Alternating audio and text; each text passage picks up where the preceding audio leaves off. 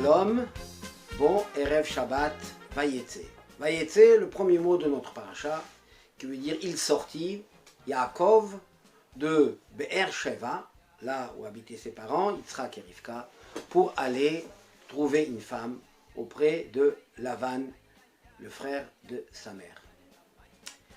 Sur le chemin, il s'arrête, le soleil se couche, il va dormir à l'endroit où s'est plus tard construit le Beth Amikdash, le temple, Bamakom. Et là, il fait un rêve et il voit une échelle posée sur le sol dont le sommet atteint le ciel. Il voit des anges de Dieu qui montent et qui descendent. Et voici que Dieu se trouve auprès de lui. Et lui dit, je suis le Dieu de ton père Yitzhak et Abraham. Et la terre sur laquelle tu dors, tu reposes, c'est celle-là que je donnerai à ta descendance. Et ta descendance sera ka'afar haaretz, comme la poussière de la terre.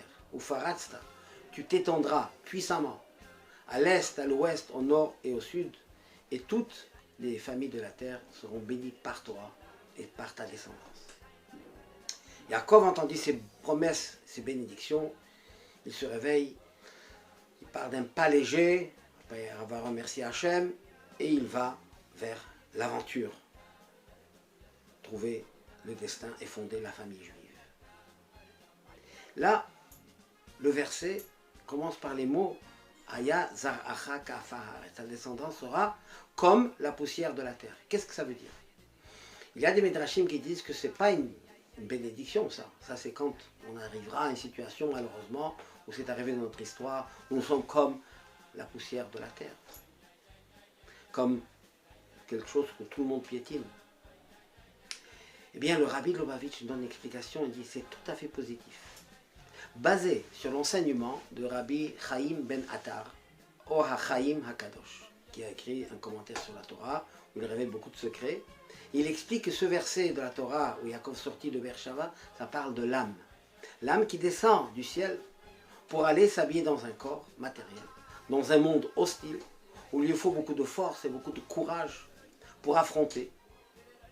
Mais c'est ça le secret, c'est quand il est à Afar Haaretz, quand il descend jusqu'aux éléments les plus bas de la terre.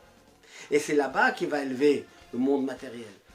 Non pas rester enfermé dans ses quatre coudées, mais c'est là où il a la grande réussite. C'est quand on descend dans l'élément le plus bas de la création de la matière et on va l'élever vers Hachem.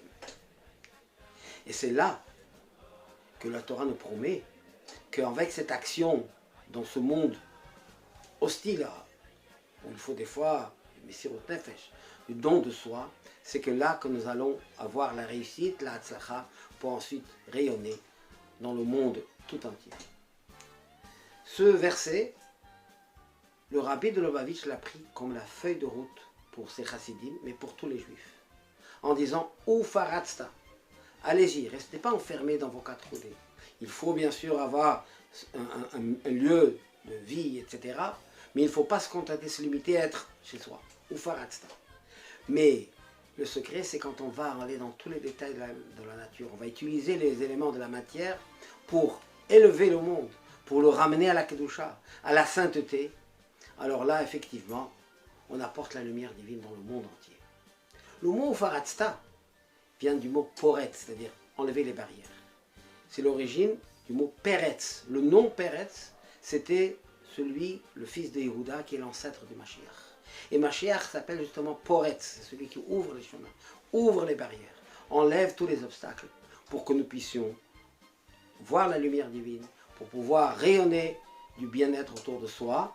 C'est ce qu'on se souhaite, c'est ce que nous agissons pour propager la Torah et la mitzvot dans tous les coins de la terre, pour apporter la parole divine, la sainteté qui amènera la santé, la bracha, la bénédiction et le shalom pour le monde tout entier. Shabbat, shalom ou mevorach.